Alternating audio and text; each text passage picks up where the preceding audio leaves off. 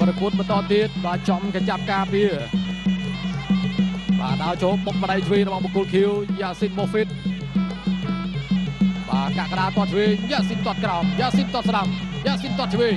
យ៉ាស៊ីនទាត់ឆ្វេងកាក់កដាក៏ទាត់ឆ្វេងដែរកាក់កដាដើរចូលយ៉ាស៊ីនវាយស្ដាំបាទថែមឆ្វេងកាក់កដាគេចផុតបាទវាយស្ដាំកាក់កដាគេចផុតទៀតទាត់ឆ្វេងរបស់យ៉ាស៊ីនគាត់ជើងក្រោមរបស់ពេជ្រកាក់កដាយ៉ាស៊ីនតាមឲ្យកកៃឆ្វេងរបស់យ៉ាស៊ីនម៉ូហ្វីត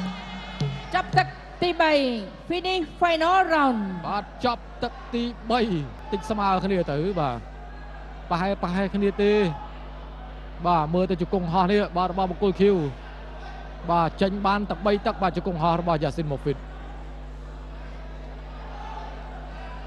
បាទកន្លែងនេះកាក់កដាប្រឹងទាត់ប្លង់ខាងលើបាទល្អិលជើងខ្លួនឯងបាទកន្លែងនេះបាទរងទៅលុតជង្គង់ហោះតែកាក់កដាដាក់ចាក់ចតុលជាប់អត់ឲ្យហោះរួចទេបាទយ៉ាស៊ីននេះគាត់ឆ្លាតណាស់បាទគាត់វាយគឺអត់ឲ្យកាក់កដាបាទដឹងរបៀបវាយរបស់គាត់ទេបាទគាត់ទាត់ឆ្វេងទាត់ស្ដាំទាត់លើទាត់ក្រោមបាទគាត់វាយផងឈូសផងជង្គង់ផងបាទកាក់កដាពិបាកស្មានក្បាច់របស់គាត់ដែរឥឡូវយើងទស្សនាការប្រកាសលទ្ធផលកន្លែងនេះកែងចុងទឹកឲ្យមិញបាទ